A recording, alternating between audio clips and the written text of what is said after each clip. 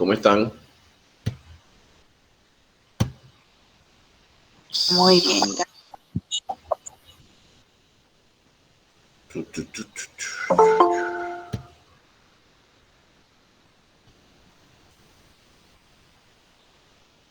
Los días así son perfectos aquí en Sincelejo. Está haciendo unos 24, 25 grados centígrados. No hay sol. Llovió toda la noche. Y para colmo llovió en un séptimo piso donde está pegando una brisa espectacular.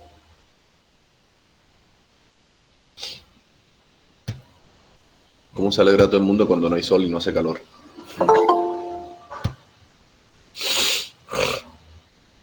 Bueno, la pregunta de siempre al iniciar una clase.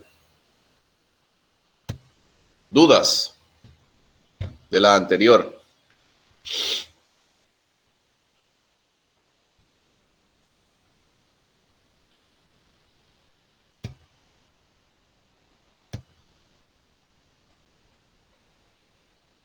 Yo voy a seguir con la misma clase. Aquí tengo la clase guardada como clase 1 y 2 de presupuesto. Entonces yo voy a ponerle clase número 1, 2 y 3. No sé si ustedes están de acuerdo conmigo. Pasó un solo archivo de Excel, porque es que varios archivos de Excel yo creo que ustedes como que se pierden. Digo yo que me parece mejor así, ¿no? No sé ustedes qué opinan. Sí, profe. Sí, profe. Bueno, nosotros estamos entrando en un tema que es como teórico. Yo sé que nosotros los ingenieros civiles la teoría no nos va muy bien porque nosotros somos para tirar números, para hacer cálculos y eso. Cuando nos encontramos con esta parte, pero ojo, nada más la teoría es esta partecita de la clase de hoy, de pronto la del próximo miércoles, pero ya después comenzamos a tirar números a la lata para hacer presupuesto. Entonces de pronto esto se convierte en algo un poquito abstracto y necesito pues que sean sinceros conmigo y me digan cómo están, si están entendiendo o no están entendiendo. Voy a quitar aquí la lista y voy a abrir la clase esa de 1, 2, 3. Aquí la tengo, clase número 1 y 2 de presupuesto y voy a guardarla, guardar como, en el escritorio, clase número 1, 2. Más bien lo que voy a hacer es cambiarle el nombre directamente en el escritorio. Cambiar de nombre, clase número 1, coma, número 2 y número 3 de presupuesto.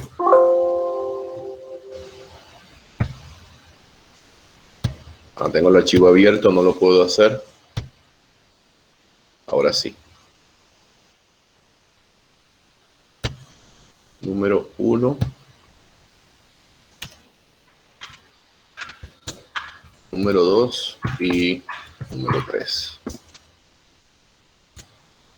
Ahora sí. Ajá. ¿Todo lo entienden?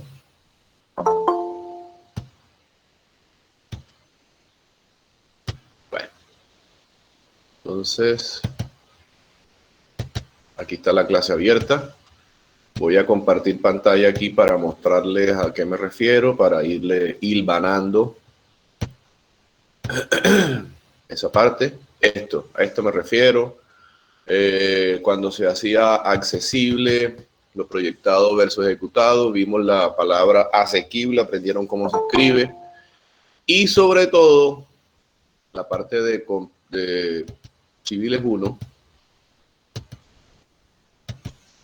la clase número 2 de presupuesto, que la tengo así en Word, en donde ustedes vieron los tipos de presupuesto. Yo no quise hacer tanto énfasis en eso. Vimos los presupuestos detallados. Vamos a ver la clase número 3 de presupuesto, que ahí vamos a ver con más detenimiento eso.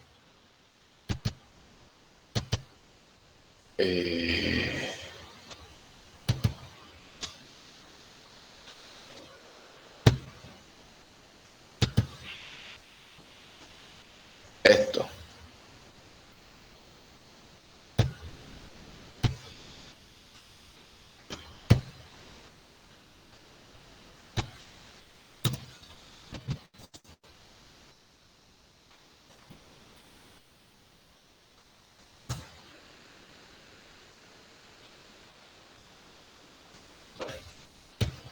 Hay gente que está entrando todavía, ¿verdad?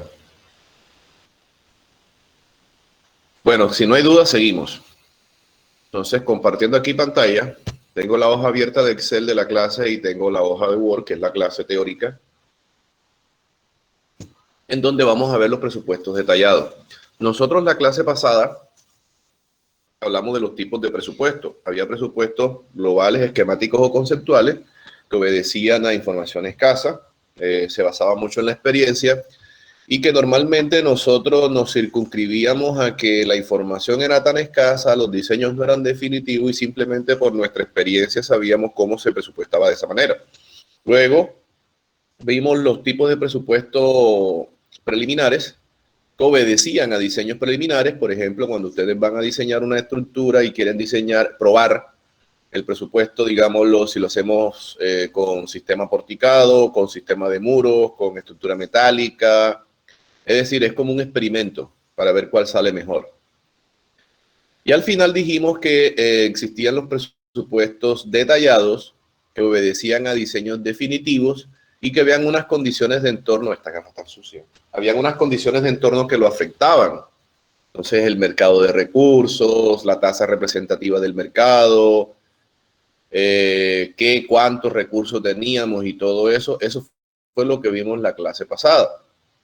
Entonces, yo les puse varios ejemplos en donde nosotros teníamos que conseguir la mano de obra para hacer la construcción y sin embargo no la conseguíamos.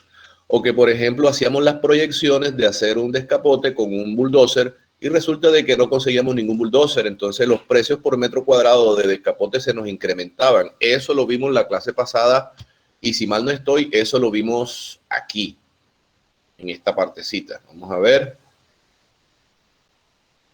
Aquí.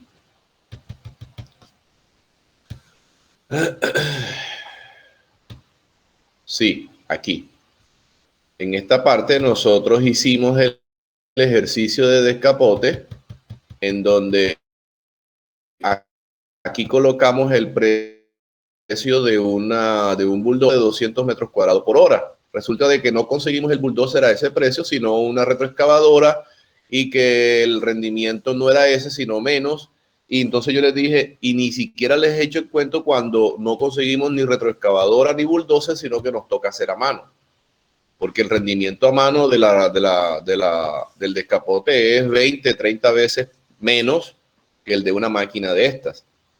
Y el incremento del precio va a ser hacia arriba. Entonces, por eso no es que nosotros técnicamente no sepamos hacer las cosas, porque fíjense, nosotros sabemos hacer descapote con bulldozer, nosotros sabemos hacer descapote a mano, nosotros sabemos hacer descapote con motoniveladora, con pajarita, con cualquier máquina.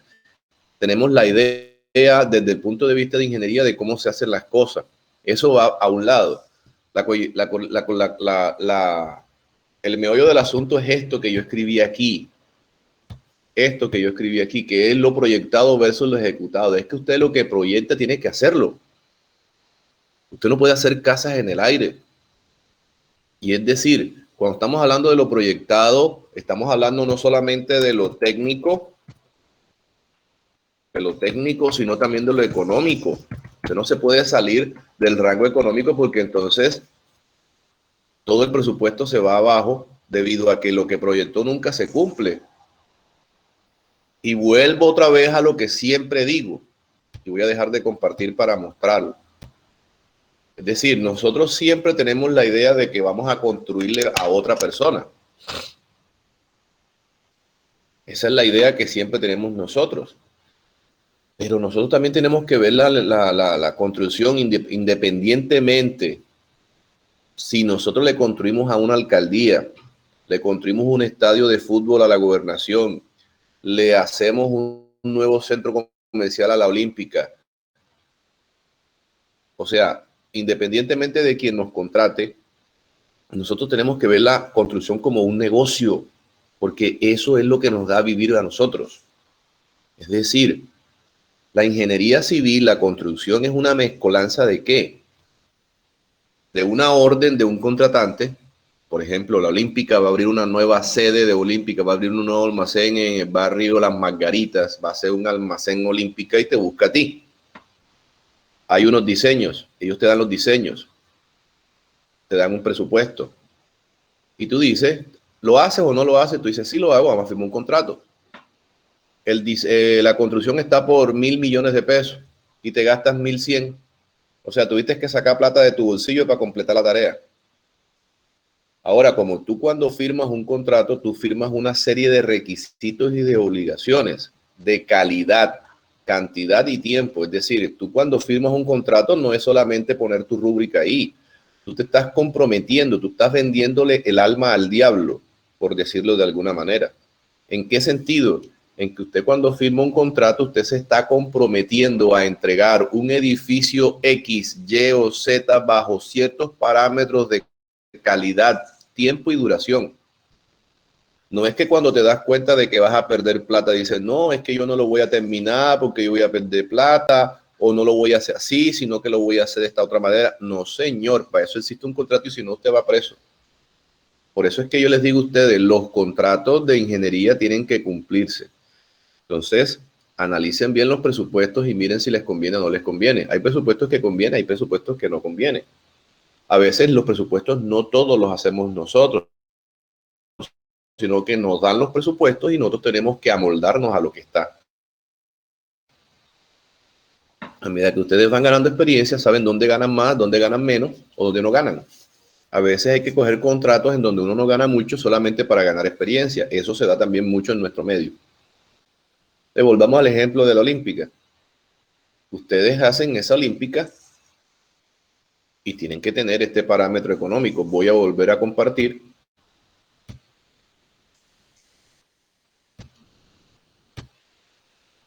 Este parámetro técnico, económico, duración, bajo todo esto que usted proyecta. Es decir, lo técnico es que va a seguir todos los parámetros de la NSR 2010. Económico es que va a basarse sobre el presupuesto y duración es una programación. Y usted va a compararlo con lo ejecutado. Siempre lo ejecutado tiene que ser igual a lo proyectado. ¿Para qué? Para que ustedes compare y se dé cuenta de dónde puede apretar más las clavijas, dónde puede apretar más los tornillos o las tuercas para tener un usufructo. Ese usufructo se llama utilidad. Entonces, si usted coge esa olímpica y si lo contratan por 1.000 millones de pesos y usted la hace para hacerla en 6 meses y usted la hace en 5 meses y medio y no se gasta 1.000 millones de pesos, sino 850 millones de pesos, significa de que se embolsilla usted 150 millones de pesos. Ese es el negocio. Pero si usted coge los 1.000 millones de pesos, se demora 2 meses más y en vez de gastarse 1.000, se gasta 1.100, cámbiese de carrera. Ustedes están jóvenes, pueden cambiarse de carrera todavía. Si se van a dedicar a ingeniería, van a perder plata, entonces mejor cámbiense de carrera. Ese es el negocio. Así nosotros le construyamos a una empresa privada, a una empresa pública, ustedes tienen que visualizar esto como un negocio. Yo sé que algunos de ustedes tienen el corazón puesto acá de tal manera que es una carrera, sí, es bonito y todo. Pero, Valerie, fuiste la primera en conectarte. Dígame, profe. ¿Cómo estás? Buenos días. Muy bien. Buenos días. Valerie, ¿para qué estás estudiando ingeniería civil? Es una pregunta difícil de contestar. A mí me gustan las preguntas difíciles, entonces contéstame de forma difícil.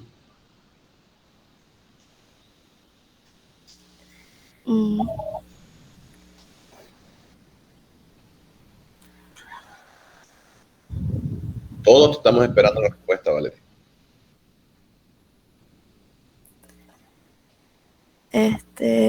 Realmente no sé cómo expresarme porque estoy estudiando ingeniería civil. No me digas eso. Es como complicado. ¿Te complica? Pues porque, no, o sea, es algo que siempre había querido desde que estaba en el colegio. Pues porque me llamaba la atención las construcciones, siempre acompañaba a mi mamá a algunas construcciones y pues yo iba viendo cómo iban construyendo y pues eso me gustaba. Ok. Entonces es por eso, más o menos. Don Jesús Martínez, cuéntame, la misma pregunta. A ver, profe, La misma pregunta te la hago. ¿Qué respuesta me tienes? pues una razón sería mejorar calidad de vida. Otra también sería porque también me gusta este campo de diseño y construcción de edificación. So, esa sería mi respuesta lo más sencillo posible. Sí, esto tiene ciertas características como la de la señorita Cadrasco, la del señor Martínez. Yo soy de Chinú, yo viví en Chinú mi infancia. Y yo recuerdo bastante cuando pavimentaron la calle frente a mi casa. La calle de mi casa era en piedra, era dura, piedra esa blanca, mona, esa piedra dura, que le llaman uno piedra muerta, y tenía cascajo. Yo me acuerdo cuando la pavimentaron, quedaban residuos de cemento, de las bolsas de cemento y todo eso. Yo cogía el poquito de cemento que sobraba, o me lo alcanzaba a robar, pero eso, poquito de cemento, yo hacía cosas con el cemento, casitas y vainas y todo eso con el cemento. Luego me di cuenta de que eso de la construcción me gustaba. Ya fui creciendo y me di cuenta de que me gustaba. Cuando estaba estudiando el colegio, en el bachillerato, que ya uno tenía que escoger dónde o qué iba a estudiar, comenzaron a mostrarme los libros de ingeniería y eso es lo que uno lo cohíbe, porque hay terceras personas cuando te preguntan qué vas a estudiar y tú respondes, no, ingeniería civil, eso es puro número, eso tú no vas a servir para eso. Es lo primero que te van a decir. Mi papá consiguió un libro de ingeniería, no sé con quién, donde él trabaja, pero era un libro de ingeniería de ecuaciones diferenciales, de no sé qué diablo, de diseño, no sé qué vaina. Imagínense si se lo van a mostrar a un niño de 15 años que está a punto de terminar bachillerato. Por supuesto que esa vaina te hace pensar a ti y te hace cambiar de parecer. Yo qué carajo voy a estudiar esa vaina. No entiendo ni siquiera de vaina, de vaina entendí la portada del libro. Cuando yo abro el libro veo ecuaciones diferenciales, integrales triples y vainas de esas, vectores y toda esa vaina. O sea, el peor libro de ingeniería fue el que mi papá me consiguió. Porque mi papá me lo dijo, mira, para que sepa lo que es la ingeniería. Entonces, bueno, gracias a Dios me prestaron un libro de topografía, después comencé a ver las cosas y vi que era bastante asequible las vainas. Ustedes tienen la fortuna de que hay facultad de ingeniería aquí en la Universidad de Sucre. Cuando yo creo que estudié en bachillerato, creo que no había, y si había, pues estaba como que muy reciente. Y tuve la fortuna de pues, estudiar fuera. Esas son las condiciones que lo van marcando a uno y las pautas que lo van marcando a uno. Ya cuando uno está dentro de la facultad, que comienza a estudiar, por eso yo tuve la clase con ustedes la vez pasada, que muchos de ustedes comienzan a cogerle el gusto a cierto ramo de la ingeniería. Y cuando ustedes ahora mismo le preguntan qué quieren seguir estudiando a nivel de posgrado, muchos de ustedes, yo les hice la pregunta, gerencia de proyecto, estructura, aguas, etcétera, porque es la parte de la ingeniería que les gusta en estos momentos. Pero resulta y acontece que cuando ustedes salen al campo a trabajar y comienzan a ganar dinero, a trabajar de alguna u otra manera, esos 2 o 3 años de residente de obra, quémenlo. Eso digamos que es de carácter obligatorio. Y ustedes ahí el cerebro se le va a moldear de mejor forma, de una forma un poquito más racional, más lógico, más fundamentado, más asentado, más experto. Y les va a decir, ojo, tú cuando estabas estudiando pensabas esto, ahora que estás trabajando piensas esto otro. Lo sensato y lo correcto es lo que estás pensando ahora mismo, que es diferente a lo que estabas pensando cuando estabas estudiando. Entonces, esas condiciones son las que van marcando la pauta 1. Y por eso es que muchas veces ustedes vienen con una senda y una creencia y se tuerce. Es decir, vienen con la senda de geotecnia, conocen, por ejemplo, acueducto y alcantarillado y se van por el acueducto y alcantarillado. O vienen por la senda de la construcción y gerencia de proyectos, conocen la geotecnia, conocen al señor Arturo Casagrande, conocen a Terzaghi, conocen a todos los padres de la geotecnia y quieren ser tío de la geotecnia, entonces se van por el lado de la geotecnia. Sí me doy a entender, entonces esas son las condiciones que lo marcan a uno. Ahora bien, eso va concatenado del gusto de todo eso, va concatenado al negocio. Porque tenlo por seguro de que son pocas las personas que estudian una carrera para colgar un cartón, un diploma en la pared y decir, soy ingeniero, soy médico, soy abogado. O sea, son pocas las personas que hacen eso. De coger, colgar un diploma y decir, soy abogado, soy ingeniero civil, soy químico, farmacéutico o soy médico. Y sentado todo el día viendo lejos. O sea, son pocas las personas que hacen eso. Las personas estudian una carrera para que hagan lo que dijo el señor Martínez, mejorar la calidad de vida. ¿Cierto, señor Martínez, que lo dijiste? Sí, señor. Exacto.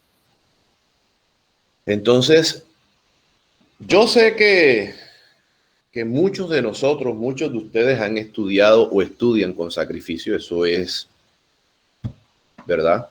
Estamos estudiando en una universidad pública. Yo estudié también en una universidad pública. Yo vi bastante carencia de riqueza. Afortunadamente yo no, pero sí vi compañeros míos que estaban bastante apurados de plata, que a veces nada más comían una sola vez al día, etcétera. Y uno iba a estudiar con ellos y se daba cuenta dónde vivían. Muchos de esas personas hoy en día son grandes personas, y no me refiero a la grandeza porque hayan adquirido riqueza, sino que se han enriquecido como personas y se han dado cuenta y han sabido sobresalir adelante con ese asunto. ¿A dónde apunto con esto? A que si nosotros nos quedamos simple y llanamente con el cartón para mostrarlo, olvídense, eso no sirve. Uno tiene que proyectarse de tal manera, como dijo el señor Martínez, mejorar la calidad de vida. Para algunos, el mejoramiento de la calidad de vida es algo subjetivo. O sea, muchas personas son felices viajando, otras personas son felices comiendo, otras personas son felices rascándose la barriga y mirando lejos. Eso es indiscutible. Pero que hagan lo que quieren y que mejoren su calidad de vida según su criterio. Independientemente de cuál sea, logren eso. Y eso se logra mejorando y proyectándose. Dentro de este compás de comparaciones, aquí, siempre nosotros tenemos que visualizar de que en lo posible aquí versus es comparando, de que siempre esto sea igual. Cuando hay un desequilibrio en la balanza, siempre hay alguien que gana, alguien que se perjudica. Cuando lo proyectado supera lo ejecutado, es decir, nosotros nos pasamos de piña en lo que estábamos presupuestando. Es decir, si nosotros presupuestamos que eso va a costar 100 millones y nos gastamos 80, significa de que no estamos siendo competitivos, estamos fuera de base. ¿En qué sentido? Porque no conocemos ni los rendimientos, ni los precios, ni nada del mercado. Es decir, si nosotros asumimos rendimientos superlativos, si yo les digo a ustedes que el rendimiento de una cuadrilla conformada por un oficial y un ayudante te pone 20 metros cuadrados de bloques por día, 20 metros cuadrados de muro por día, es un rendimiento bastante real. Estamos hablando de unos 250 bloques por día. Es un rendimiento real, medido en campo, y les puedo asegurar yo que eso sí se va a cumplir. Entre 16 a 20 metros cuadrados de muro por día. Pero ¿qué pasa? Usted se queda y ese rendimiento lo proyecta de mala manera. Entonces no dice 20, sino que dice 12. Al usted bajar los rendimientos, los precios se suben. Si usted baja el rendimiento, los precios se suben. ¿Y qué pasa con eso? Comienzas a perder competitividad, porque lo que podías hacer con 100, lo estás haciendo con 80. Entonces, los precios dejan de ser competitivos y tú pierdes competitividad en el mercado. El otro lado de la moneda es cuando lo que tú ejecutaste, lo que tú hiciste, supera lo que tú proyectaste. Ahí sí comienzas a perder plata. ¿Por qué? Porque digamos que tú proyectaste que lo que vas a hacer vale 100 millones y lo ejecutaste con 120. Eso significa de que sobrevaloraste los rendimientos. En vez de poner 20, pusiste 30 o 40 metros cuadrados de bloque por día. El metro cuadrado de piso que vale a todo costo a 50, tú lo pusiste en 40. El metro cuadrado de pintura que a todo costo puede estar costando 6,000 pesos, tú lo pusiste en 4,000. Y no solamente en precios de materiales, sino que sobrevaloraste los rendimientos. ¿Por qué? Porque cuando los rendimientos son exagerados, bajan el precio. Mire, vamos a hacer un ejemplo sencillo. Vamos a hacer aquí abajo. Rendimiento de un bulldozer. Pongamos el rendimiento de un bulldozer subvalorado. Subvalorado. Lo ponemos en 120 metros cúbicos por hora. No, mucho. Subvalorado, 40 metros cúbicos por hora. Un D6, que es uno pequeñito, por hora. Y sobrevalorado.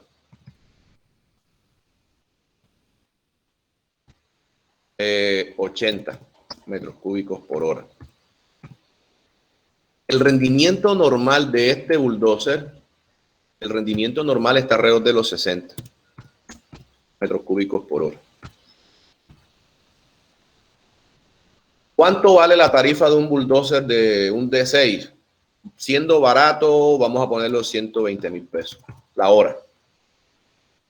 Por hora. Es decir, 120,000, déjenme poner los signos aquí.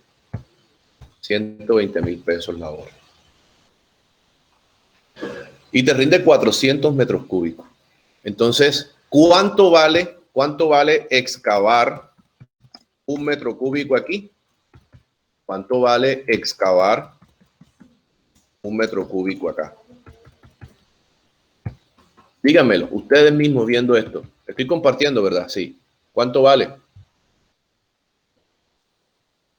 Fíjense, hacemos la regla de 3. 120,000 pesos en una hora, pero en una hora excava 40 metros cúbicos. Un metro cúbico, ¿cuánto vale? X. Entonces, X es igual a ¿qué? A un metro cúbico por 120 entre 40 metros cúbicos. ¿Cuánto da eso?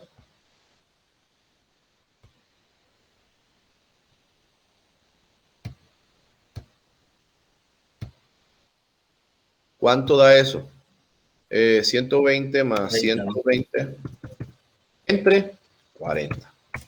Es decir, que cada metro cúbico te vale 3,000 pesos. ¿Cierto? Hagamos lo mismo con el sobrevalorado, con este de acá abajo. Fíjense. La tarifa es igual, 120,000. En vez de hacer 40, hace 80 metros cúbicos. Para un metro cúbico, X. X igual. Entonces, X sería igual a ¿qué? A 120,000. Miércoles, aquí me equivoqué. 120,000 por un metro cúbico entre 80 metros cúbicos. Ustedes saben que los metros cúbicos eso se cancela y queda plata. Entonces eso queda ¿qué? 120,000 entre 80. Esto es plata. ¿Se dan cuenta? Cuando yo subvaloro, incremento el precio. Cuando yo sobrevaloro, hablando de rendimiento, el precio lo bajo. Esto es peligroso. Vamos a ponerlo en rojo. Esto es peligroso. ¿Por qué es peligroso? ¿Por qué es peligroso? Porque tú estás haciendo proyecciones con algo que está inflado. ¿Y saben qué es lo peor? Que además de que esto lo estás poniendo barato, estás asumiendo que lo estás terminando en menos tiempo. ¿Por qué? Porque tienes un rendimiento sobrevalorado de 80 metros cúbicos. Vamos a sacarlo ya en tiempo. Por ejemplo, vamos a ampliar este poquito. Imagínate que tú tienes que excavar 1000 metros cúbicos, más 1000 metros cúbicos, que es la duración total, 1000 metros cúbicos, entre 40 metros cúbicos. Eso te da 25 horas, ¿cierto? 25 horas vas a demorar. Acá, más los mismos 1000 entre 80, vas a demorar 12.5 horas. O sea, eso significa de que vas a hacer más barato y lo vas a hacer en menos tiempo. Y si tú esta proyección que estás haciendo acá, esta proyección no la cumples con lo ejecutado, ¿qué va a pasar?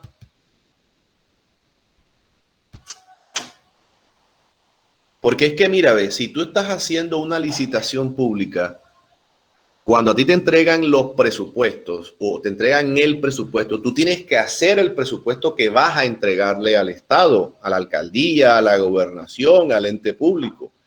Cuando tú haces ese presupuesto y firmas el contrato, tú te estás comprometiendo con ese presupuesto, con esos rendimientos y con ese tiempo. Por eso es que los presupuestos tienen que ser acertados. Acertados. Como lo dijo un profesor mío de la universidad, en las mismas palabras, es más, yo lo tengo copiado ahí en el libro mío, pero yo tengo los libros míos de posgrado guardados. Esto es un contorno de forma, relleno, vamos a quitar el relleno sin relleno. Vamos a poner otro aquí, otro circulito.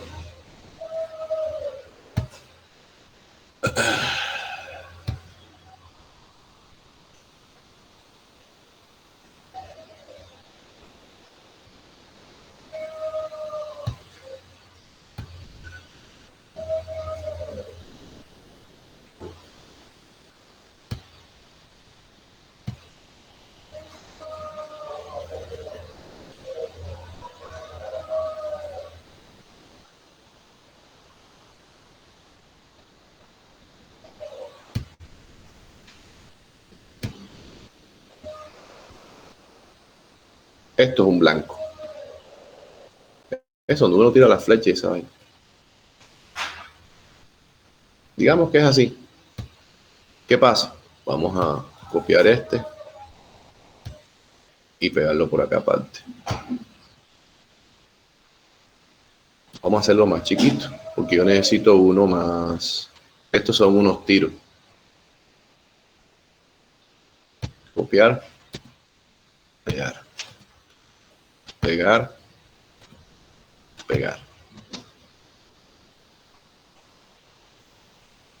Aquí está en todo el centro. Este pegó por aquí. Este pegó por acá. Este pegó por acá. Y este.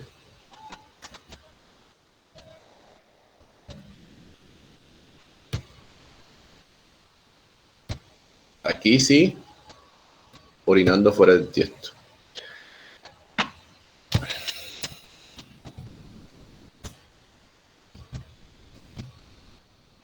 Exactitud. Esas fueron sus palabras. ¿Qué diferencia hay entre precisión y exactitud? Nos dijo, exacto es este que está aquí. Este. Vamos a ponerlo de... Vamos a ponerlo verde.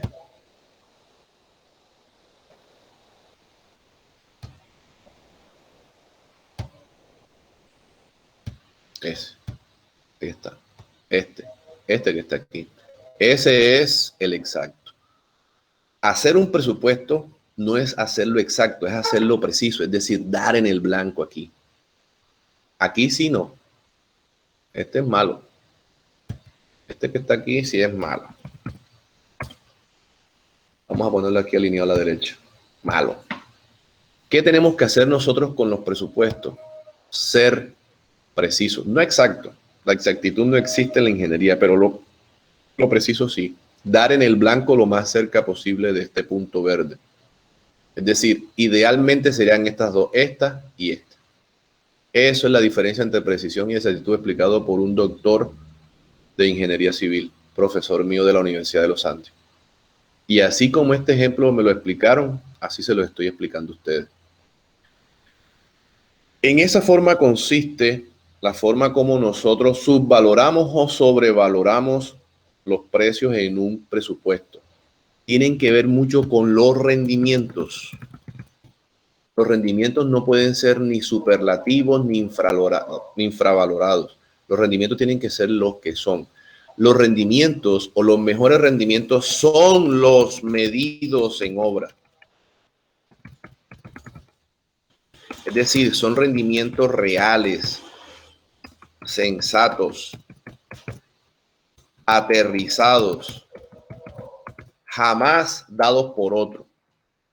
Los rendimientos que ustedes midan, por eso ese año, esos 2 años, esos 3 años en donde ustedes van a quemar sus pestañas siendo residentes de obra, es cuando ustedes van a medir esos rendimientos.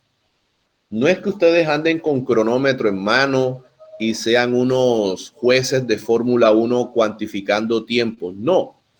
Simplemente ustedes observan, llega el obrero, llega el ayudante, llega el oficial, él acomoda su área de trabajo, toman café, se ponen a hablar, echan chistes 5 o 10 minutos, pero ellos llegan temprano.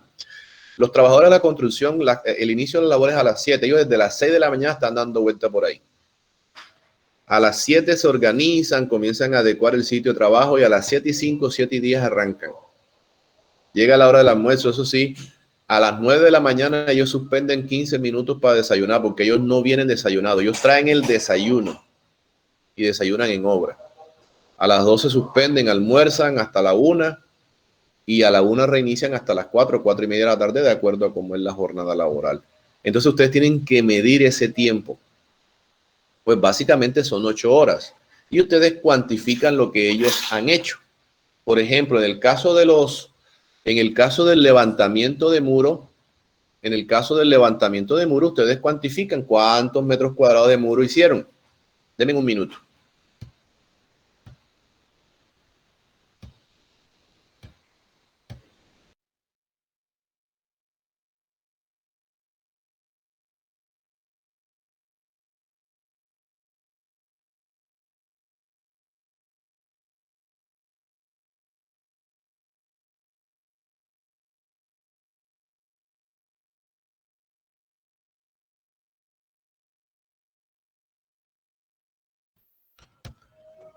Entonces, ¿qué pasa?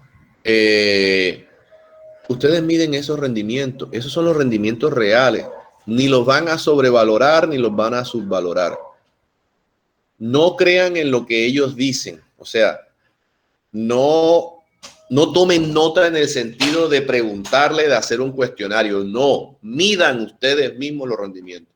Pero midan los rendimientos de una forma de que ustedes no los vean, porque es que a las personas cuando la están cuantificando con un reloj en la mano, que usted esté con una agenda, con un cronómetro en mano y midiendo, los tipos tratan como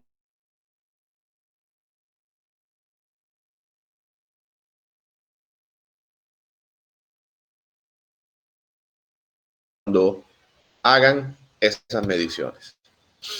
Bueno, continuando con los presupuestos detallados, que ya nos vamos a quedar con esto. ¿Hay alguna pregunta?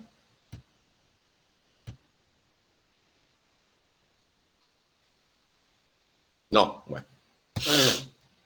La nariz tapada.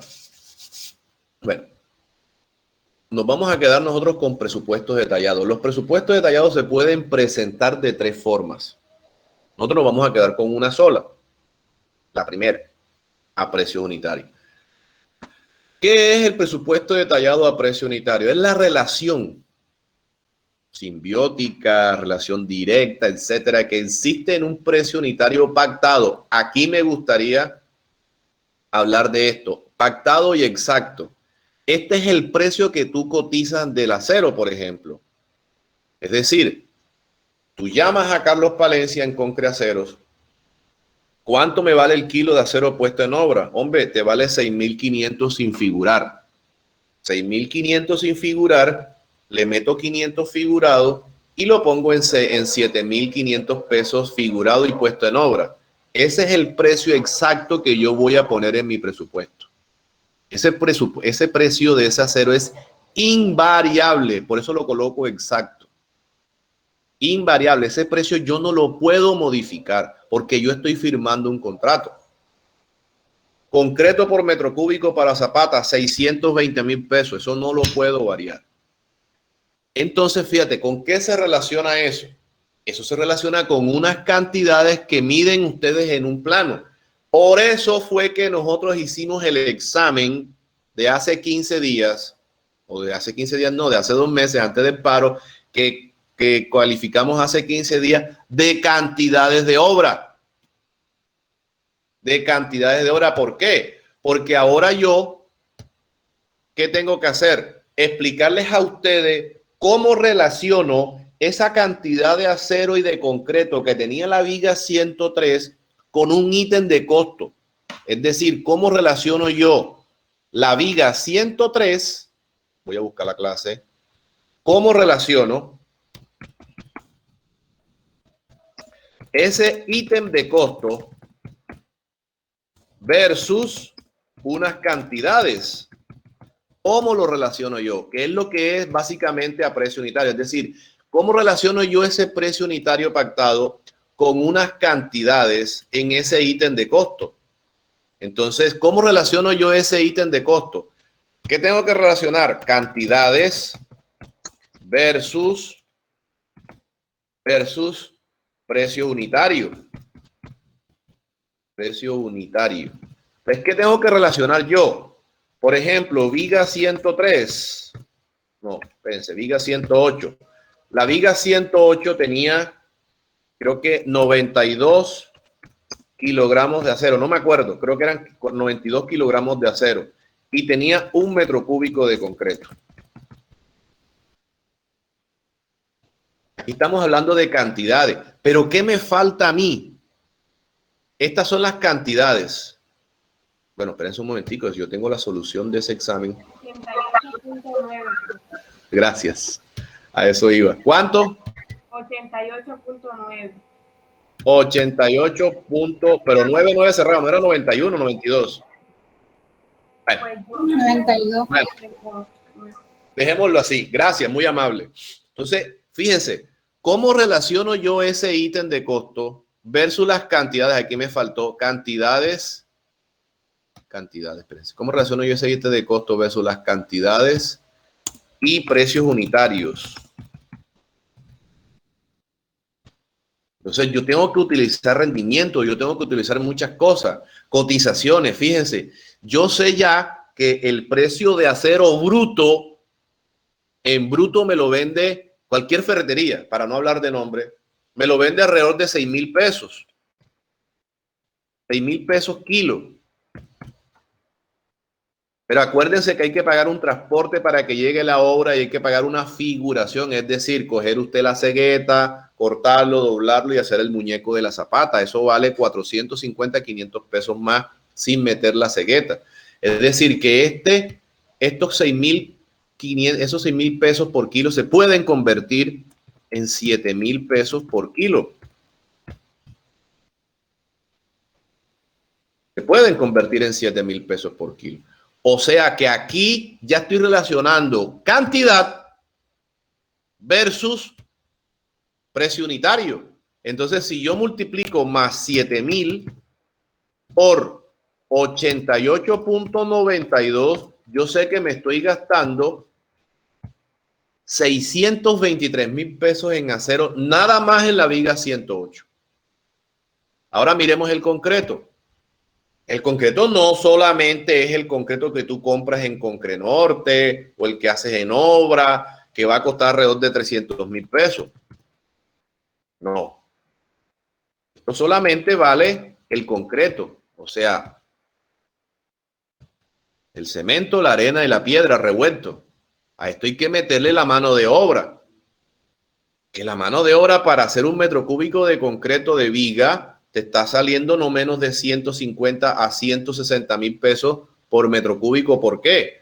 Porque tú tienes que pagar oficial, tienes que pagar ayudante y tienes que pagar otra serie de cosas. Si esa viga va formaleteada, tienes que pagar eso. Dejemos eso en 200 mil pesos.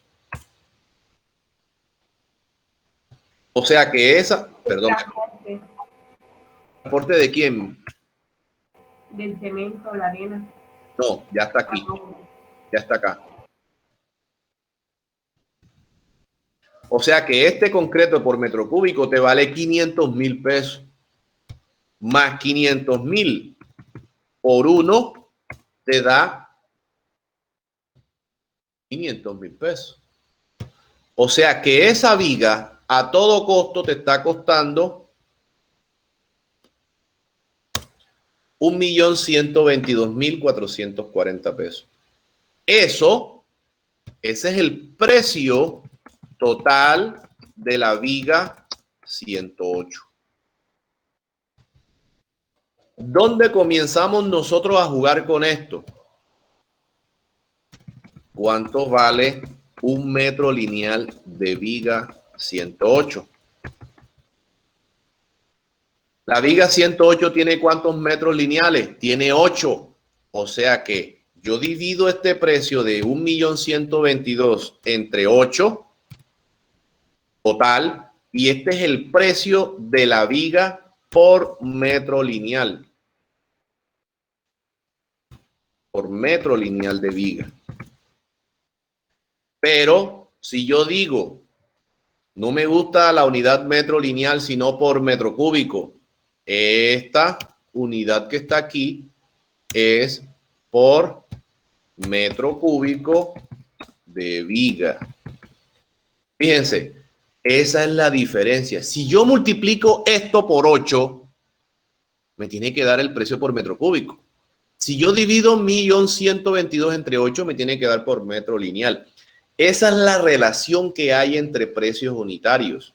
Es como comprar un bulto de arroz que vale 200.000 pesos y el bulto de arroz trae 50. Es decir, si vale el bulto 200.000 y un bulto trae 50 libras, ¿cuánto vale cada libra de arroz?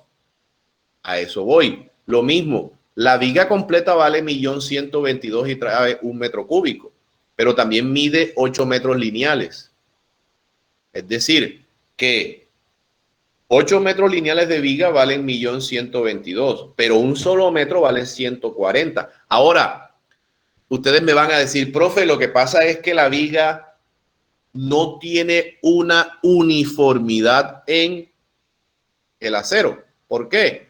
Porque los estribos se pegan más del lado del apoyo. Dentro de la parte media de la viga, los estribos se separan un poquito más. Entonces la concentración de acero no es uniforme a lo largo de toda la longitud de la viga. ¿Eso es cierto o es mentira, Barbosa?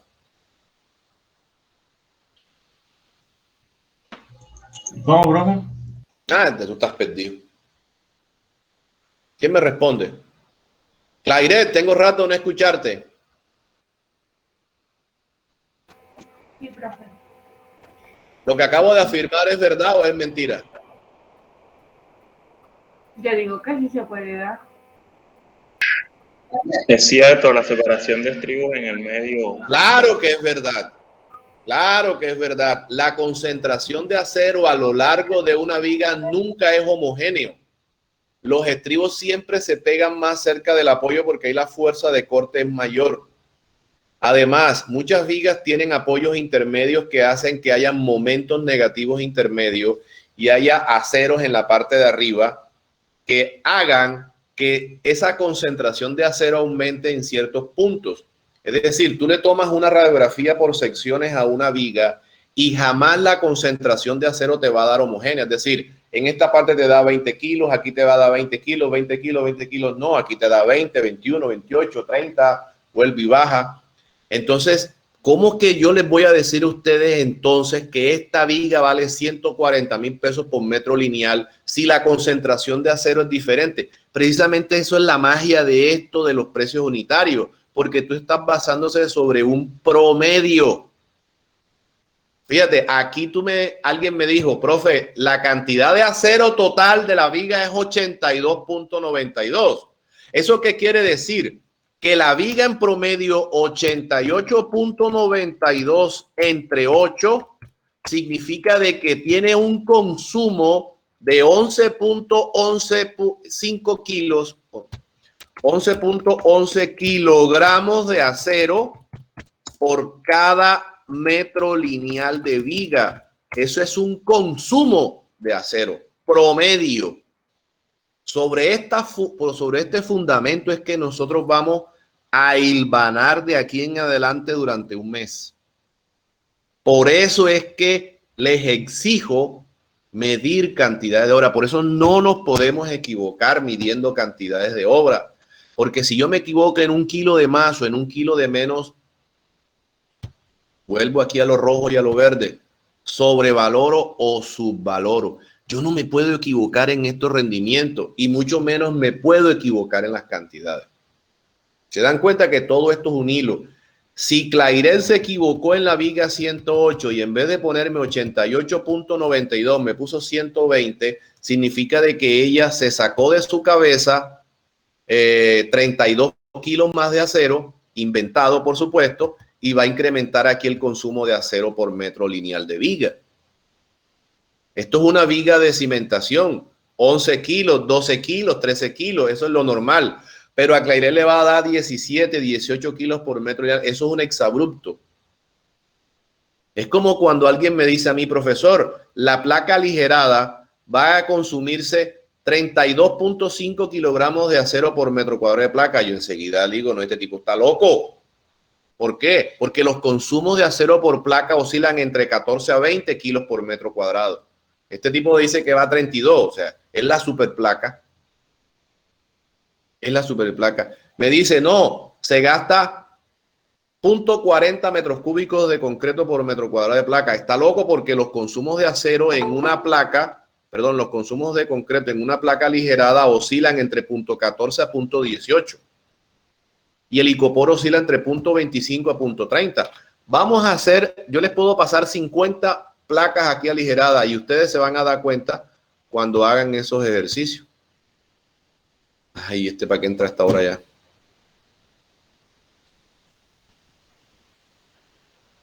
¿Lo admitimos o no lo admitimos? Entonces, ¿qué dicen? Le hacemos la maldad y no lo admitimos. Que sufra. Sí. Sí, listo. No admitido. ¿Me entendieron esta parte? Sí, profe. Clairet. Sí, profe. Ah, eras tú. Eso es un presupuesto mostrado a precio unitario. Tengo que relacionar unas cantidades versus un precio. Eso me genera un ítem de costo, un valor. Esto es lo que yo estoy relacionando aquí con precio unitario. Precio unitario, es decir, el arroz por libra me vale tanto, eso es preciso, y tengo 1.500 libras de arroz. Multiplico 1.500 por el precio de la libra y me da el precio total. Eso se llama precio unitario. ¿Estamos? Eso es un ítem de costo. El ítem de costo es pañete, el ítem de costo es pintura, el ítem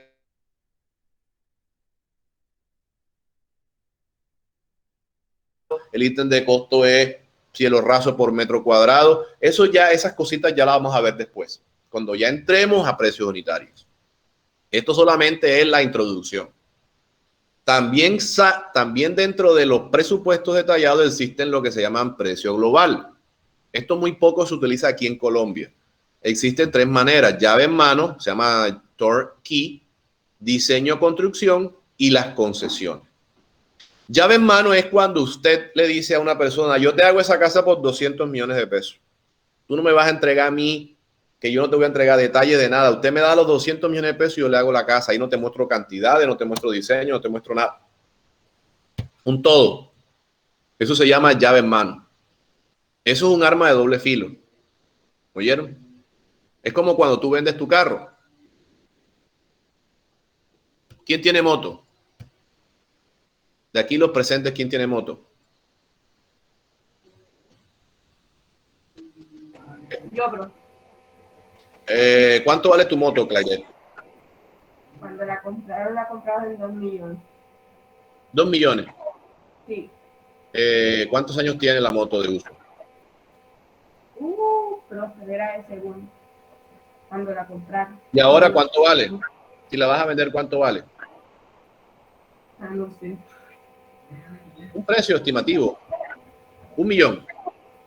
Ajá. Bueno, listo. Tú le pones ese precio global 1 millón. Mire,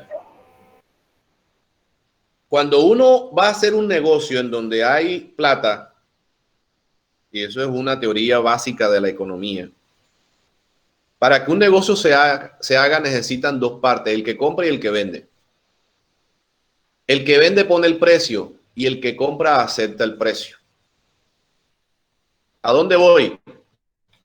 Si Clairet compró esa moto usada hace 2 años en 2 millones de pesos y ella por inspiración divina dice que la moto como yo la usé, estoy hablando como si fuera Clairet, la moto se valoró demasiado porque las gotas mías de sudor hacen que la moto rinda más. Estoy poniéndome en tu puesto, Clairet. Entonces esa moto ahora usada por mí vale 4 millones de pesos. Una moto usada que probablemente en el mercado normal vale 1. De pronto Jesús Martínez dice, tú estás loca porque eso no puede costar tanto. José Barbosa dice también lo mismo y Lina Hoyos dice, eso es imposible.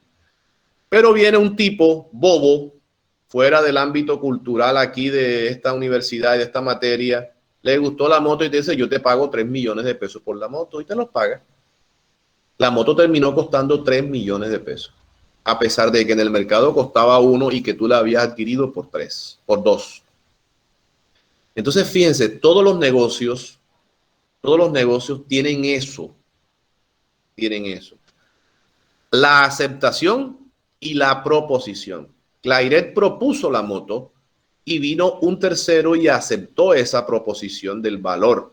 O sea que el valor es algo dado. Fíjense, el dinero también tiene su valor y es subjetivo y está supeditado a muchas formas. Si no ven cuántas veces el dólar sube y baja en un mes. La gente cree que el peso siempre es estable. El peso no es estable, nada es estable y mucho menos en esta volatilidad hoy con esta pandemia. Entonces, por eso nosotros cuando hacemos este tipo de negociación debemos tener mucho cuidado porque nos podemos clavar. ¿En qué sentido? En que de pronto estemos por debajeando lo que realmente nos vamos a gastar. Yo no soy muy dado a trabajar llave en mano. Es decir, yo te hago eso por un tanto. Es cuando tú compras el carro. ¿Qué hago yo primero? Hombre, yo cojo la moto de Clairet, voy a un tipo amigo mío que sea mecánico y que la revise. Mira, esta moto está así, esta moto está así, esta moto la anillaron, esta moto está reparada, esta moto se le fundió el no sé qué vaina, la chumacera de mofle está dañada. Total, esta moto vale 700,000 pesos. Clairet, te ofrezco 500.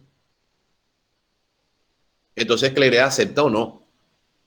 Pero fíjense, eso es un tipo de negociación llave en mano, por un todo, sin entrar en detalle. Pero eso es un arma de doble filo. Vuelvo y digo. La parte de diseño construcción es la persona que diseña, la persona que construye. Esa es una modalidad de construcción en Japón y en Estados Unidos, que es lo normal. Aquí a veces se da esa forma de presupuestación en donde tú mismo haces tu diseño y tú mismo construyes. Normalmente se van los arquitectos. Es muy buena porque tú mismo sabes los detalles de los diseños y sabes los detalles de la construcción.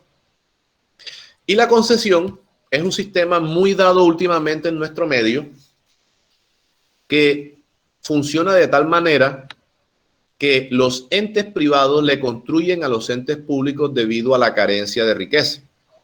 ¿En qué sentido?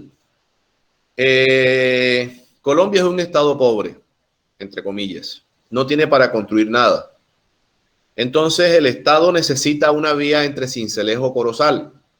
Una vía de doble calzada con última generación, con velocidades de diseño que superen los 120 kilómetros por hora. Estoy hablando utópicamente. Entonces, dice, yo como Estado colombiano no tengo dinero. Señor concesionario Autopistas de la Sabana, ¿usted quiere hacerlo? Sí, Autopista de la Sabana lo hace, es el concesionario. Autopista de la Sabana es un consorcio que tiene 5 o 6 empresas más pequeñas, aunadas y reunidas hacen una más grande, que se llama Consorcio Autopistas de la Sabana. Y dice, yo construyo la doble calzada Sincelejo-Corozal bajo los requisitos que usted me está diciendo y yo cobro el peaje durante 17.28 años. ¿Por qué esa cifra tan sui generis? Porque tanto el Estado como el concesionario hacen unas proyecciones económicas de esto. Y vuelvo y pregunto, ¿qué es eso, Lina? ¿Esto qué es?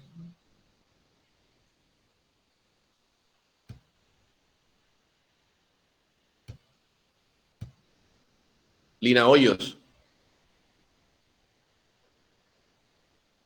Don Iván. Tránsito promedio diario. Excelente. Hacen unas proyecciones del tránsito promedio diario, 5.000 vehículos por día. Estoy haciendo unas conjeturas, vehículos por día. Asumen de que esos vehículos van a pagar alrededor de unos 5.000 pesos.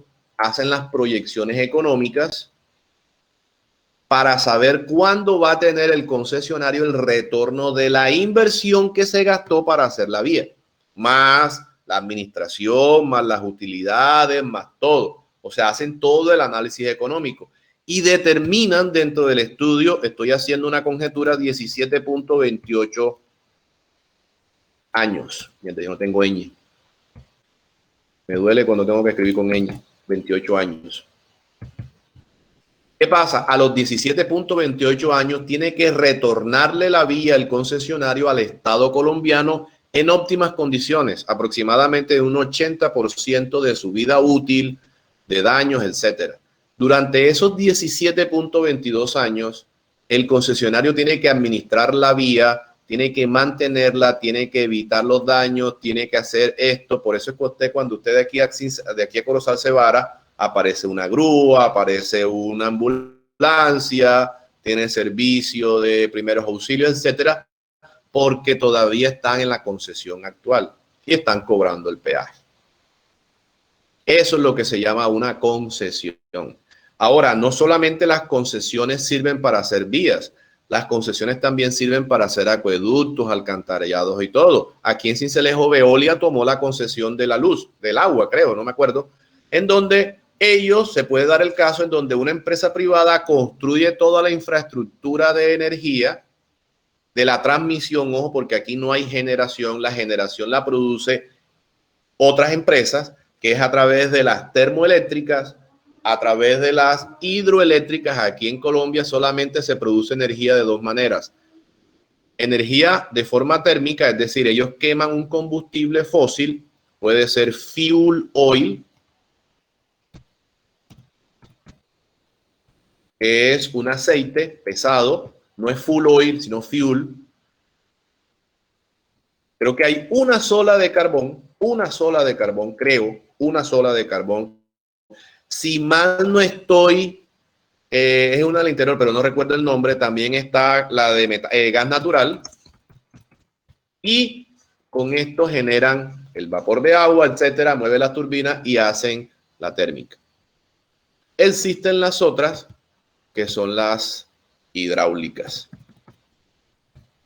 Aprovechan el resalto hidráulico, la altura, la caída, la energía potencial cuando embalsan el agua y eso.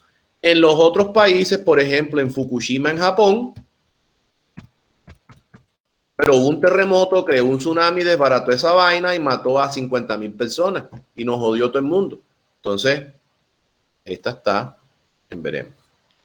¿Qué pasa? Entonces, que vienen estas empresas, hacen una represa, generan corriente eléctrica y se la venden al Estado durante X cantidad de tiempo. ¿Cómo se cobran estas empresas eso? A través de recibo de la luz. Nosotros tenemos empresas que administran el suministro de energía, no la generan. porque aquí en Sincelejo no hay plantas. Había una en Chinú de gas natural y eso creo que se acabó. Entonces, ¿qué pasa? ¿Cuál es la empresa de energía de aquí? ¿Es Veolia o es ADESA? ¿Cuál es? Es Veolia, ¿verdad?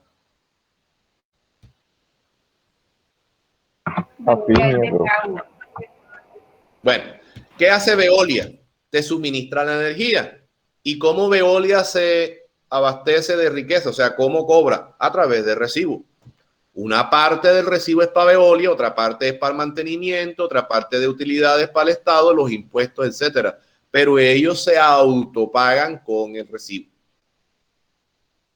Eso se llama una concesión.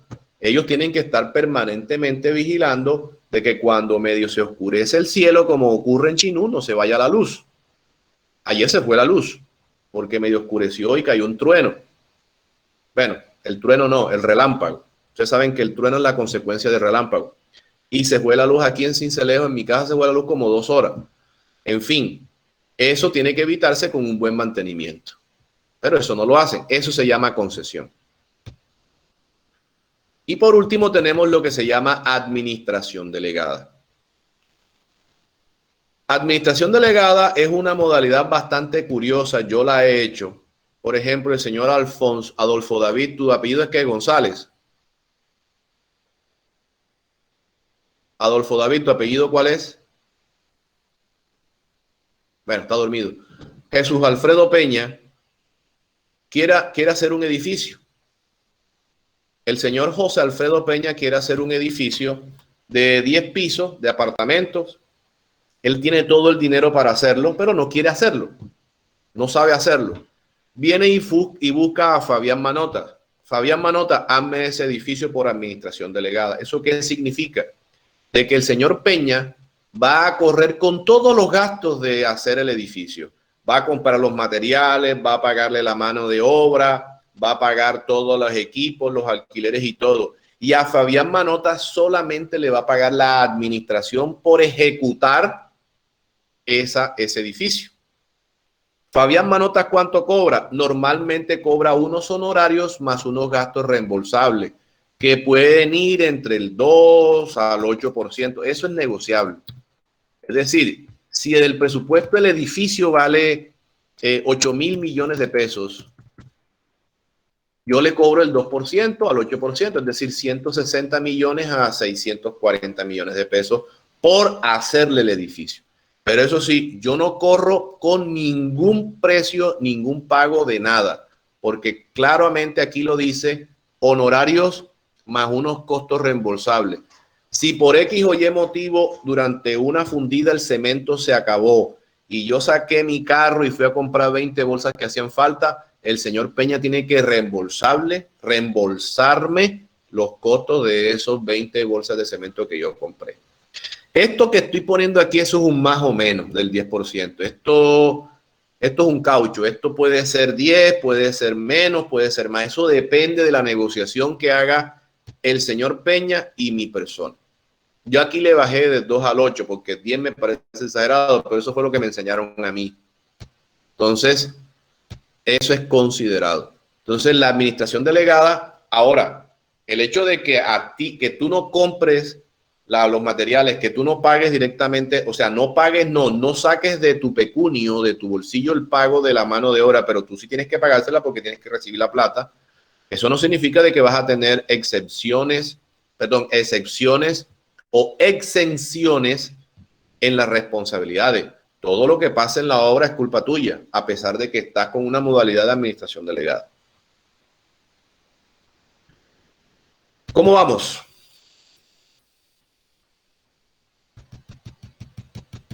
Bueno, esto es lo que se llama AUI, administración, que aquí está en minúscula, tiene que ser en mayúscula, administración, utilidades e imprevisto. Precisamente ayer me llegó el precio de un proyecto que tengo ahí en remojo y este AUI es del 30%. Es la remodelación de un estadio. No les voy a dar más detalles, pero aquí lo tengo. Tengo el presupuesto ahí ya. El acero está muy barato, está en 5.000 pesos y el acero hoy está en 6.500. Tengo que reformular esa parte de los costos. Los imprevistos, las utilidades de las administraciones son los costos indirectos en un proyecto de construcción y siempre van a ser un porcentaje del costo directo. ¿Cuáles son los costos directos? Mano de obra, herramientas y equipos y materiales. Esos son los costos directos. O sea, que vamos a abrir otra cosa aquí.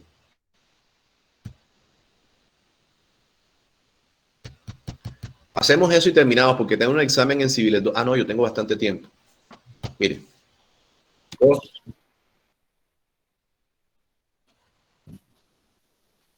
No, si firmas un contrato, no. Solamente bajo ciertas excepciones. Este caso en particular, y gracias por la pregunta. Lo que pasa es que si les muestro eso, cago todo. Voy a dejar de compartir para que ustedes no vean, porque no quiero que vean el presupuesto. A mí no me gusta mostrar presupuestos antes de tiempo.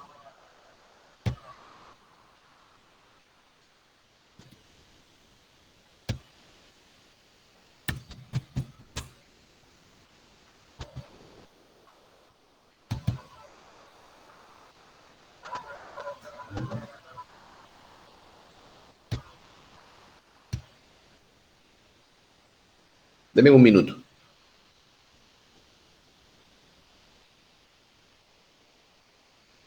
No me abre.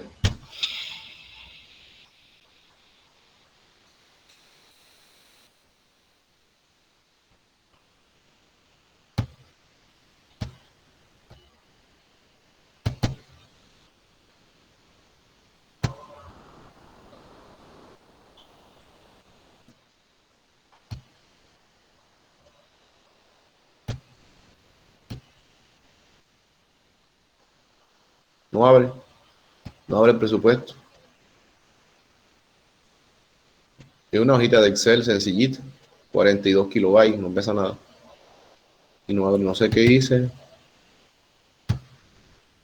Bueno. Iremos a ver ahora por qué no abre.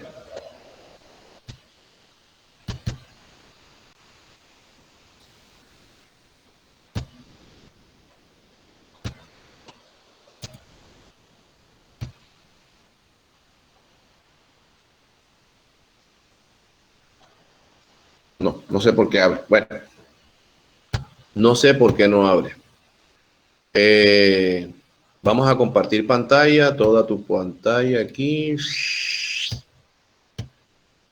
Y me preguntaste si había posibilidades de... ¿Cuál fue la pregunta? De cambiar los precios. Bueno, mira, ¿qué pasa?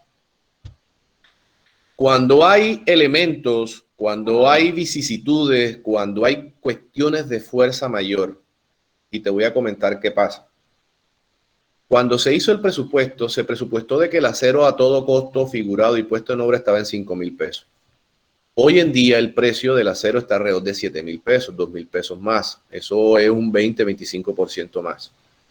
Como la obra es una remodelación de un estadio, el 20% del presupuesto es acero. ¿Qué pasa? Que la parte del acero es un costo representativo dentro del nicho del presupuesto. Es decir, que estamos hablando de pronto fácilmente de unos 500 millones de pesos en acero y estamos hablando de unos sobrecostos de alrededor de un 20-25%, de unos 100 a 150 millones de pesos. Eso es bastante dinero. O sea, esos 1,000 o 2,000 pesos de más o de menos que vamos a pagar, a la larga, cuando tú lo proyectas de acuerdo a las cantidades, te da unos 150 millones de pesos. Se está estudiando la manera todavía el contrato no ha salido. Se está estudiando porque está en prefactibilidad. Se está estudiando la manera de reajustar eso. Pero ¿qué pasa? Como ya esos presupuestos tienen disponibilidad presupuestal, o sea, ya dentro del presupuesto del municipio se emitió un documento que decía, este presupuesto va a costar 5,000 millones. Tú no lo puedes ni bajar ni subir. Sí me doy a entender, o sea, ese presupuesto es intocable en el todo, en el presupuesto total, en ese todo. ¿Qué puedes hacer? Que sí se puede hacer y es legal y no hay ningún problema, es modificar algo adentro. ¿El problema cuál es? Que si tú comienzas a modificar algo adentro, puedes dejar de hacer cosas que estaban pronosticadas para hacer. Por ejemplo, esos 150 millones de pesos, si tú elevas el costo del acero a lo que realmente vale, el precio de total de 5.000 te va a subir a 5.200, pero ya tú no puedes pasarte de ahí. O sea que si tú subes 200, tú tienes que bajar 200 en otra parte. Al bajar tus 200 en otra parte implica de que esos 200 va a dejar de ejecutarlo en obra. Entonces, si el pavimento tenía 200 metros, lo va a dejar a 180. Si el andén tenía 1.200 metros, lo va a dejar a 1.000. Entonces, fíjate, eso ya se ve de mala manera.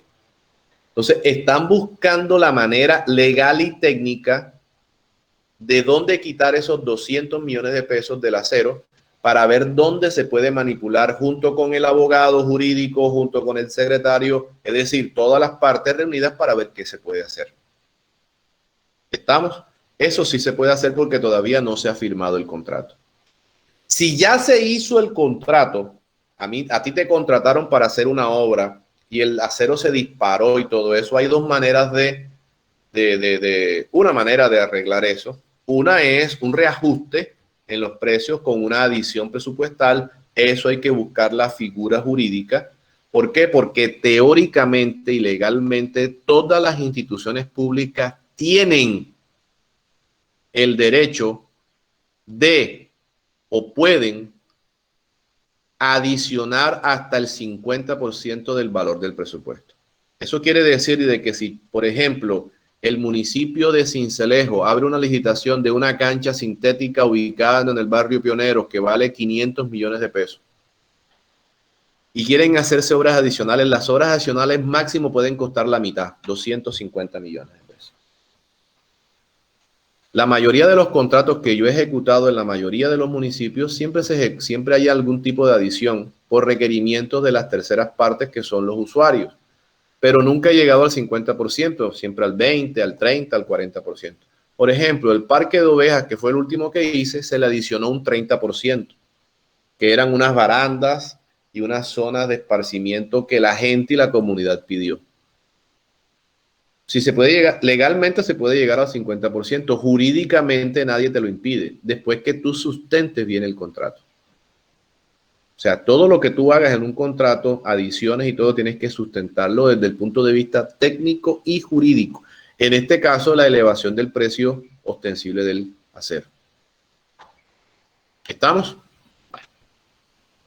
Entonces, lo que les estaba comentando a ustedes es lo siguiente. Los costos directos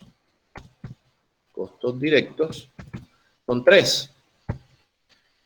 Materiales o insumos, mano de obra y las herramientas y equipos. Esos son los costos directos. Estos son los costos directos. Y los costos indirectos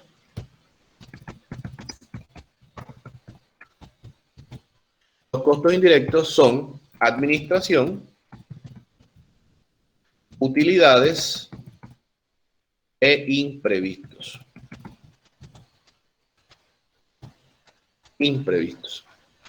Estos son los costos indirectos.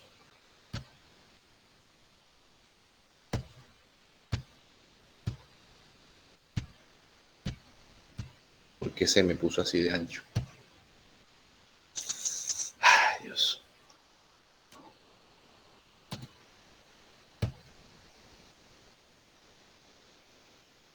Denme un minuto y arreglo esto aquí. Eliminar esto perfectamente, lo que yo quería. Así, costos directos. Esto. Vamos a copiar esto. Yo quiero la misma forma acá. Copiar. Pegar. Entonces, ¿Perdón? Una preguntita. Cuando usted coloca ahí materiales, ahí mismo coloca el transporte. Ya te respondo.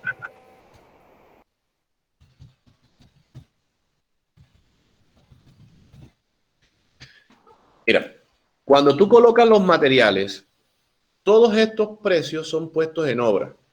Es decir, por ejemplo, tú cotizas Comaderas cotizas el cemento, te vale 25,000 pesos, pero allá en Comadera. Ellos te dicen, te llevamos 1,000 bolsas de cemento a la obra, te llevamos 100 bolsas de cemento a la obra, pero ya te vale 26,000 pesos el bulto de cemento, o sea, te vale 1,000 pesos más. Tú tienes dos formas de cotizar y hacer el APU o el análisis de precio unitario. Colocas dentro del costo directo, colocas el material como tal en 25 y tienes que colocar otro nicho acá que se llame transporte, que te diga 1,000 pesos más. Yo omito esa parte y simplemente coloco el precio puesto en obra. ¿Sí me doy a entender? Es decir, yo omito esa parte porque me presto para embolate. Simplemente yo coloco el precio puesto en obra.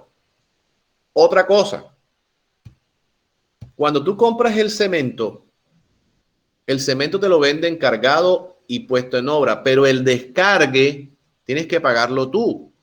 El descargue vale casi 200 pesos por bolsa. Si tú llevas 500 bolsas, tienes que pagar más 200 pesos. Espérense un momentico. Más 200 pesos por las 1,000 bolsas. Eso te vale 200,000 pesos. O sea que si la bolsa te vale, estoy asumiendo, 23,500 pesos cada bolsa, tienes que sumarle el valor de los 200,000 pesos dividido entre 1,000, es decir, 200 pesos más. O sea que cada bolsa te vale 23,500 pesos más los 200 pesos. Y el precio del cemento puesto en obra te vale 23,700. Este es el precio que yo coloco aquí. Entonces yo me evito esto, que 200 pesos, que transporte, que no sé qué. Eso se evita de esa manera. ¿Me doy a entender así de esa manera? Sí, profe. Bueno, este es el costo total del proyecto.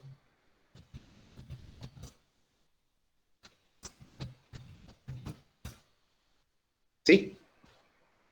Se subdivide entre los costos directos y los costos indirectos. Ahora bien, esto es una fórmula, costos indirectos, a que es igual a un porcentaje de los costos directos. Esta es una fórmula, pueden tomarla como verídica. Es decir, lo que nosotros calculamos directamente es esto. Esto es lo que nosotros calculamos. Esto es lo que normalmente nosotros llamamos APU. Esto. Análisis de precio unitario. Es decir, son los tres costos directos: materiales, mano de obra, herramientas y equipos. ¿Cómo calculamos la administración, las utilidades y los imprevistos? Con base en un porcentaje de los costos directos. Es decir, a la administración le podemos colocar un porcentaje del 20%. Esto es arbitrario. A las utilidades le podemos colocar un porcentaje del 3%. Y a los imprevistos le puedo colocar un porcentaje del 2%. O del 7% para que dé el 30%. Por eso quería abrir el presupuesto para que se dieran cuenta cómo están ahí los porcentajes. Vamos a ver si ya abre. Sí, ya abrió, miren. Miren el precio del... ¿Están viendo acá? Fíjense el precio del acero. Concreto, suministro, instalaciones para vigas. Fíjense, el precio del acero está por el suelo.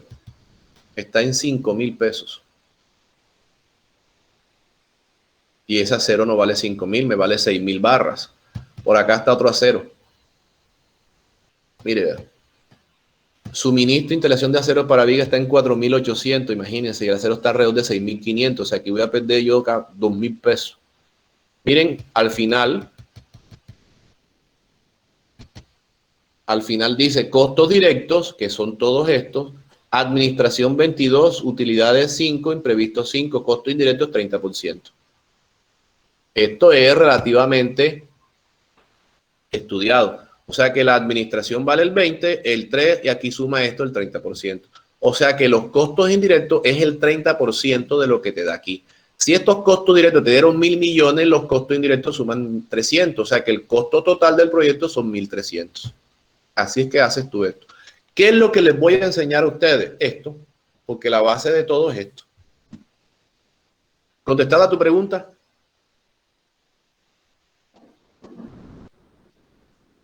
¿Quién me hizo la pregunta? Bueno. ¿Te la contesté o quedaste peor? Ah, bueno.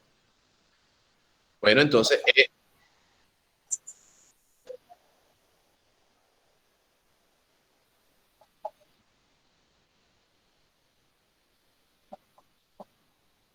sí, señorita, correctísimo. Por eso es que eso tiene que afianzarse de tal manera con el jurídico, con los técnicos y todo, antes de hacerlo. Por eso es que los presupuestos es una parte fundamental. Por eso es que no nos podemos descachar ahí. Eso es fundamental. Por eso antes de legalizar todo eso hay que estudiarlo de manera tal, en la etapa de prefactibilidad o en la etapa de factibilidad, para que te des cuenta bien cómo es la cosa. Bueno, miren, aquí dice, hago un resumen. El porcentaje para determinar el AUI, Administración de Utilidades Imprevistos, puede fundamentarse con base en un registro histórico. A veces ya los sectores públicos lo tienen de acuerdo a los tipos de proyectos. Si el proyecto es una ejecución de vía, el porcentaje de AUI es tanto. Si es un estadio, es tanto. Si es un edificio, es tanto. Si el proyecto se aleja del casco urbano, normalmente esos costos administrativos tienden a aumentar. Entonces ya el sector público los tiene, digamos, los tiene bien ejecutados. Entonces las clases de los costos de un proyecto de construcción son los directos e indirectos. ¿Qué es el análisis de precio unitario? Vamos a hacer congruente dos cosas. La valoración del ítem de costo, que se mide en planos o en la obra, es decir, pañete por metro cuadrado, cerámica de piso por metro cuadrado, cielo raso por metro cuadrado. Esa es la valoración del ítem de costo. Y nosotros relacionamos a través de ese ítem de costo unos materiales o insumos disponibles a través de unos recursos humanos, técnicos, etcétera, para darle valor a ese ítem. Es decir, nosotros cogemos cemento, arena, agua, mano de obra, herramienta, la mezcladora y hacemos concreto para un valor de ítem que sería viga 108 por metro lineal o por metro cúbico. Eso es lo que se llama un análisis de precio unitario. Es una receta para hacer un ítem de costo. Niños, les voy a pedir estos 25 minutos porque tengo un examen ahora con los de Civiles 2, tengo que prepararme y eso. Esta es la clase de mañana, bueno, de mañana no, la del miércoles. Vamos a comenzar a ver ya precios unitarios. Les voy a pedir un favor enorme. Voy a dejar de presentar. Es una pequeña tarea. ¿Cuáles son las dosificaciones de los diferentes concretos? ¿Cuáles concretos? Voy a escribirlo aquí en las dosificaciones. Dos puntos. Mierda, se me fue. Concreto de 2000 PSI. 2500 PSI. 3000 PSI. 3500 PSI y vamos a dejarlo en 4000. 4000 PSI. Entonces, concreto simple de 2000, 2500, 3000. Bueno, ahí donde dice 3000 es 3000 PSI, no 3000 PS. 3500 y 4000 PSI. Morteros. Mortero. Dosificaciones 1. 1 es difícil, pero bueno. 1, 2. 1, 3. 1, 4, 1, 5, ¿será? 1, 5 y 1, 6, que son los que más se utilizan. Ese 1, 1 no, pero bueno, las dosificaciones de esos tipos de mortero, ¿oyeron? ¿Por qué? Porque vamos a hacer el APU de alguno de ellos. Normalmente vamos a hacer el APU básico de concreto de 3000 PSI, porque el concreto de 3000 PSI es el que utilizamos para zapata, columna, vigas, etcétera. Entonces vamos a arrancar por ahí. Y los morteros, el que más se utiliza es el 1.4, que sirve para hacer pañetes, para pegar bloques, para hacer frisos, para hacer plantillas. Entonces, normalmente los análisis de precio unitario que yo hago, los básicos, son concreto de 3000 PSI, mortero 1.4 y corte y figuración de acero. Averígüense, la otra tarea es costo de acero de diferentes diámetros. Ojo, legítimo. Legítimo significa de que cumple con el diámetro. Legítimo. Es decir, 1/4 de pulgada,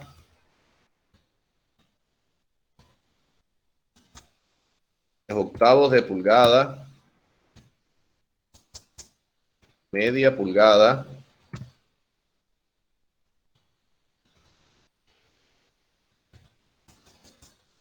cinco octavos de pulgada.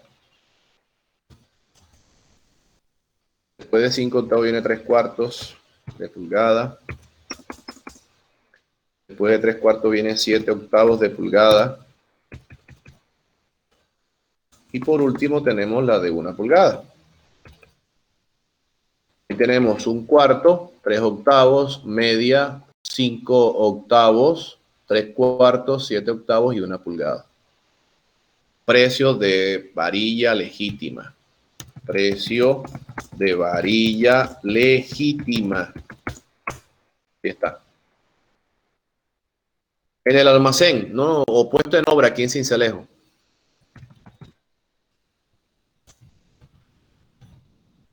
¿Dónde averiguan eso? Ferreterías o maderas.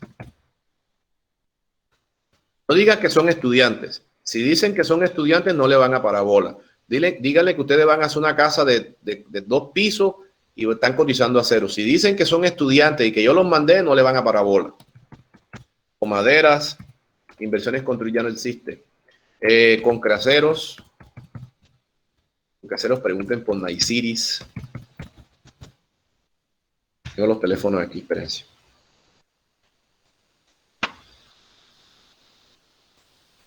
Naisiris. Con Caseros Naisiris. No digan que yo los mandé, ¿oyeron?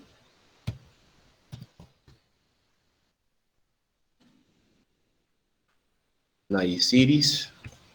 Los teléfonos. Con Caseros Naisiris.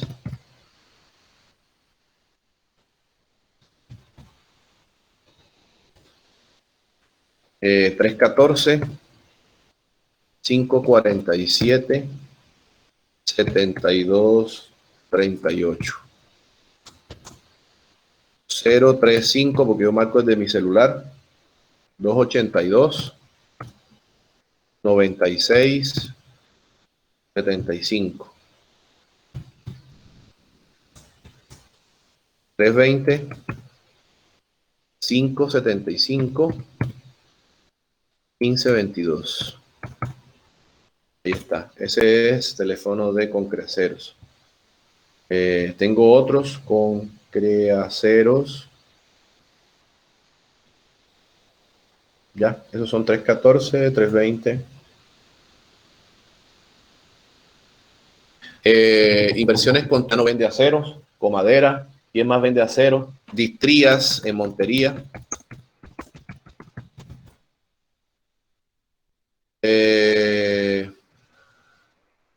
Cualquier ferretería aquí en Sincelejo.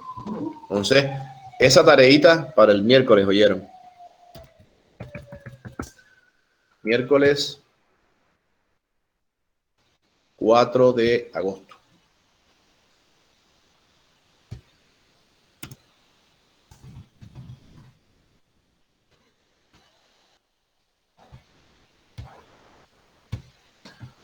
¿Listo?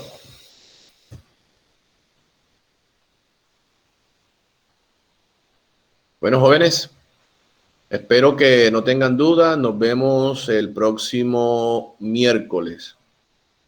Por favor, cuando vayan a averiguar, no digan que son alumnos y menos que me conocen a mí. Llamen. ¿Oyeron? Jóvenes. Listo, profe. Bueno, pues. Hasta Gracias, luego. ingeniero. Chao, hasta luego.